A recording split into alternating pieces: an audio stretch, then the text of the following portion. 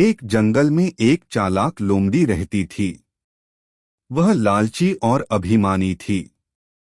वह हर समय खाने की तलाश में थी और बड़े बड़े झूठ और चालाकी से दूसरे जानवरों को धोखा देती थी। उसके पास कई बड़े और मोटे सोंटे थे जिनसे वह खाने की भरमार करती रहती थी। एक दिन लोमड़ी ने जंगल में एक सिंह के बारे में सुना। उसे बड़ा भयंकर, शक्तिशाली और स्वाभिमानी बताया गया था। लोमड़ी ने सोचा कि अब वह जंगल का सबसे बड़ा और शक्तिशाली राजा बनेगी।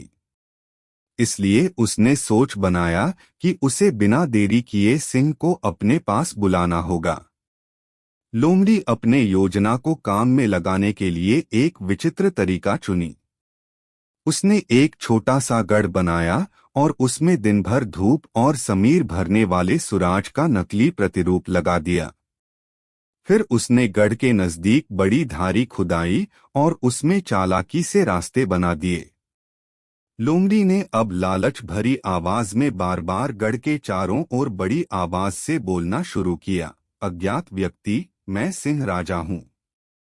मेरे इस गढ़ के साम्राज्य में तुम्हारा स्वागत है। आनंद के साथ आओ और इस महान राजा का सम्मान करो। बड़े ही खुशी से भरी हुई आवाज से लोमड़ी की बातें सुनकर विभ्रम में आए हुए सभी जानवर उस गढ़ की ओर दौड़ चले। उनमें से भी कुछ भोले भाले जानवर भी उस लालच में आकर गढ़ में पहुंच गए। लोमड़ी ने उन सभी जानवरों को अपनी मौजूदगी से खुश किया और उन्हें अपने स्वागत का इशारा किया। लेकिन विचारशील लोमड़ी ने जल्दी से बड़े सिंह के पास भी जाने का नकली प्रतिरूप बनाया और अपने पीछे छिपकर सभी जानवरों से कहा, देखो, राजा आ गए हैं। अब मौका पाकर हमें उसे लाभ उठाना चाहिए। उसे उसकी जगह से निकाल देना है और उसका स्थान लेना है। जानवरों ने लोमड़ी की बातों में विश्वास किया और उन्हें बड़े सिंह के पास जाने के लिए प्रेरित किया। उस वक्त लोमड़ी उस सभी जानवरों से छुटकारा पाकर भागने लगी। वह सभी सज्जन जानवरों के साथ नकली सिंह के पास पहुंच गई और बड़े खुशी के साथ उसकी सेवा करने लगी। लेकिन जब उसका यह खेल भी समाप्त हो गया तो वह उसे दिखाई नहीं दी। लोमड़ी की धोखाधड़ी के आगे जानवर अपने बुद्धि का गर्व खो बैठे। वे अब खुद को मूर्ख और नासमझ समझकर बिल्कुल निराश हो गए।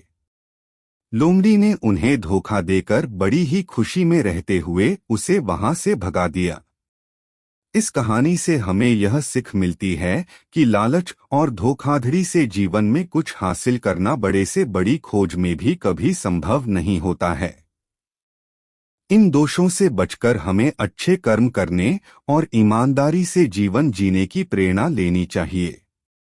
वर्तमान में खुशी और संतुष्टि पाने के लिए अपने योग्य उद्देश्यों की प्राप्ति पर काम करना जरूरी होता है।